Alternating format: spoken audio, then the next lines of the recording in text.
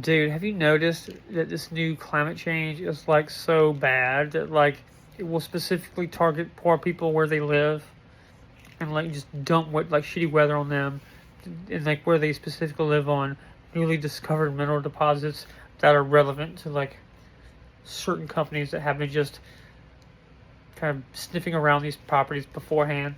It's so weird. You would think that that would kind of point to though, it's like weather that it becomes kind of sentient, kind of towards human intent, like corporate interest. But that would speak on. You're talking about like for weather to become live and conscious and beyond what it would kind of already would be as far as like part of the planet anyway.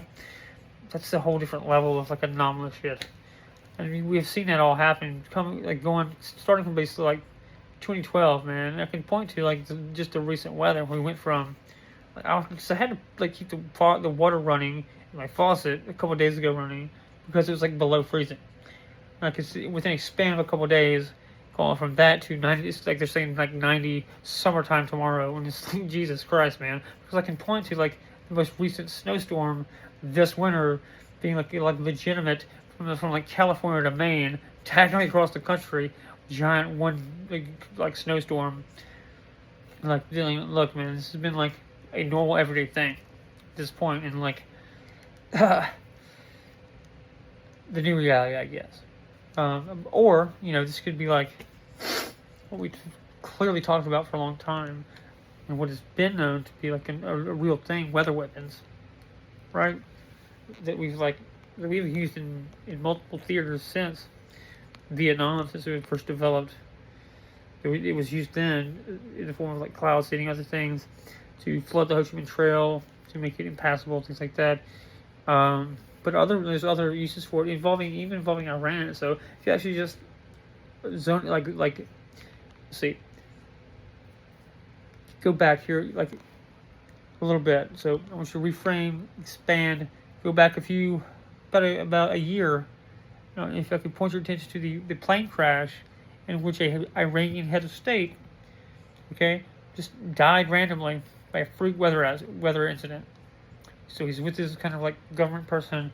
They're doing a solo, whatever, helicopter. I forget what it was. It was like a random freak weather incident down that killed the guy. This is like a year ago. The Iranian head of state. There were multiple there's like a religious leader, there's like a secular government leader, all kind of other stuff.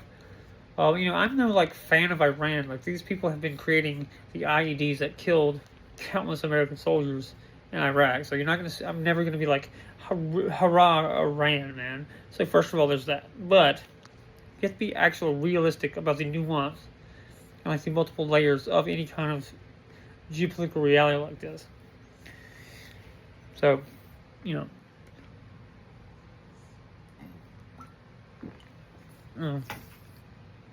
So it's like anything; it's multi-layered. You can be helping a country here for this thing, and then many other levels be attacking them, helping them. It's all. I mean, it doesn't matter. You can be doing anything at any given time for any reason. This is true across multiple vectors, whatever. Right? Any kind of real government, any kind of nation state, just whatever it can negotiate at any given time in its best interest. That's just how, it's always been that way. Okay, so it's not like, there's no country that's like 100% an enemy all the time, or 100% an ally all the time. It's all relative. It's all fucking whatever. It's a multivariable, complex thing, and to have like a oversimplistic understanding to where anybody that's like anything involving the Middle East that's bad and they're terrorists, blah blah blah. If that is your worldview, then I don't know what to tell you.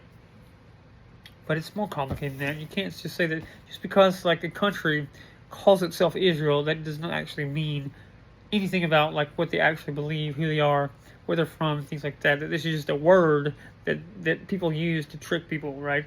If you go back to the actual the motto of Mossad, which states, "I will make war by means of deception." Like that is literally their like official motto, right?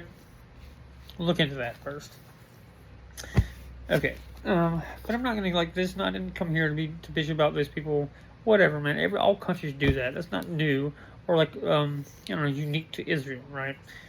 They just have a unique kind of relationship when talking about like the U.S. military. Like they do kind of like, I mean, what's actually happening in Gaza is like that particular piece of land is like the most heavily surveilled, just mapped out. I mean, they're basically just doing weapons testing, right? It's just an open air, live weapons testing site for the U.S. for whatever. I mean, when you make money, like from both using up munitions that are like, you've got like single artillery shells, things like that basically cost 60, 80 grand per shell. Basically what happens is you get like a thermal reaction. This is exotic physics and all kinds of shit happening to just to get to its temperature, like 8,000 degrees, whatever other things. And it becomes, when you're surveilling, you're doing like Palantir all over the place. You've got like Tempest level kind of like signal shit going on. Like this is a laboratory. This is a war laboratory. And you are doing death destruction testing on live human beings. That's what realistically, in my opinion, is going on there. This is about data. It's about generating data points, all that good shit. This is what Peter Thiel is really doing in Gaza. That's why he's interested in this particular thing. He is getting data for his people. You know, he is an AQTEL money man. Like this is all he does. He's a MIC, military industrial complex, satanic, whatever. The guy is like aging backwards. This guy is like 50, 60 years old. He's got clearer skin than me. He looks like he's fucking 12 years old. Okay, that's not normal or realistically how a human body ages. So there's that, At least at the end of the day, you can tell I'm not some sort of like, I don't have some like preternatural relationship with Satan where I just age backwards, right? I've got wrinkles. I've got like obvious shit. Like I'm actually a real person that time doesn't particularly care for. Whatever. And my point being, if it is such a fallen shit, like kind of satanic world, these people are obviously, kind of, it's a big club, and you ain't in it. This is my window unit that no longer works. I'm in the same boat with you, buddy. I'm not like, I'm not part of the satanic elite there. But my friends are getting arrested by, random shit's happening, bad, whatever. As this has always done, though. That's not new, but, that doesn't happen to Peter Thiel. I guarantee you that doesn't happen to Elon Musk. But I guarantee their friends aren't getting, forcibly committed right now. That's something that they have to deal with. But it's also true that neither one of them, neither Peter Thiel nor Elon Musk, actually have ever developed any real technology. They're just grown from childhood to be some sort of figurehead frontman for whatever, to be a money man for inventor, for whatever, That's what these guys realistically are. That doesn't really, that's not something that intimidates me. I mean, it's an actor doing a bit, It's an ongoing kind of spectacle. It's a show, right? But when things start to affect my actual real close friends, when it involves them losing their freedom because of it,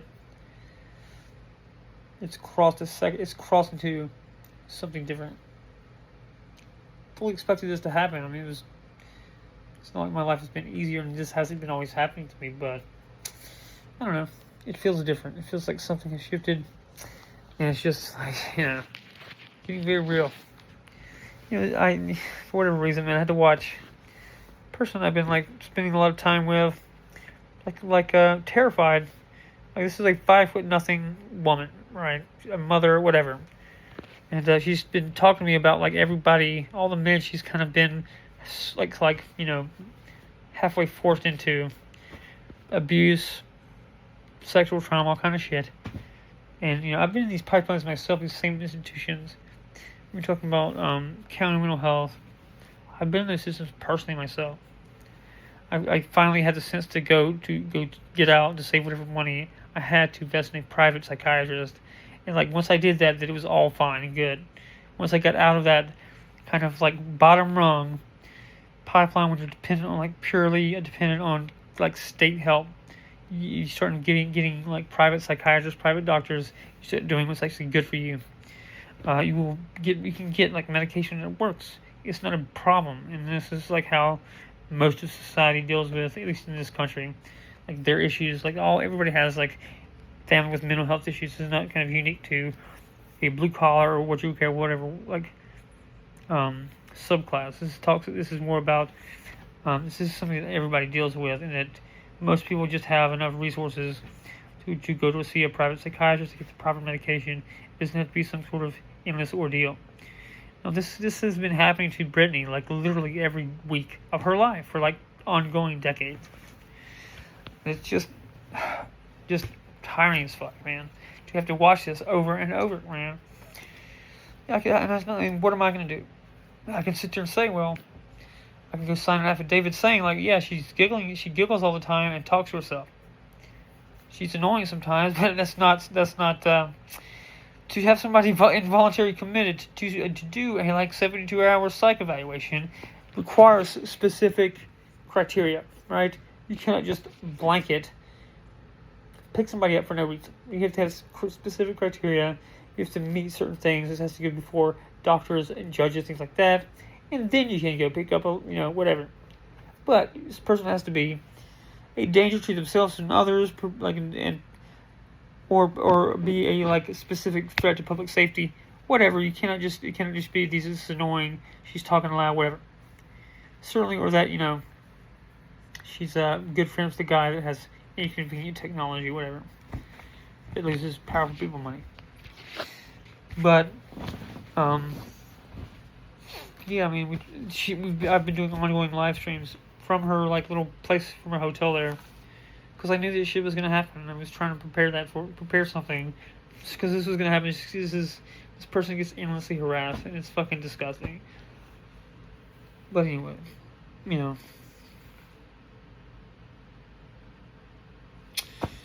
it's not the fault of having like a random like local cop that has to like process server stuff. They shouldn't be having to do to begin with. So many people have been been killed because you're asking a cop who's not properly trained to become a mental health counselor, has to go do like wellness checks and other things. And it's just they're like I said, there are ways there are actual correct answers to these things, proper solutions. If you look at what's being done in Scandinavia, Europe, whatever, you can handle your drug problem, and you can handle a public health crisis as far as like STDs or like IV drug use, like diseases based like that. There's actually solutions and known ways to prevent like it from becoming major problems. You don't have to have the goddamn the societal rot that the kind of stuff just invites. If there's solutions for it, you just probably give people proper medication involving shit that it does involve controlled substances, and for whatever reason, like it's medication, like all medicine is derived from shit like that. And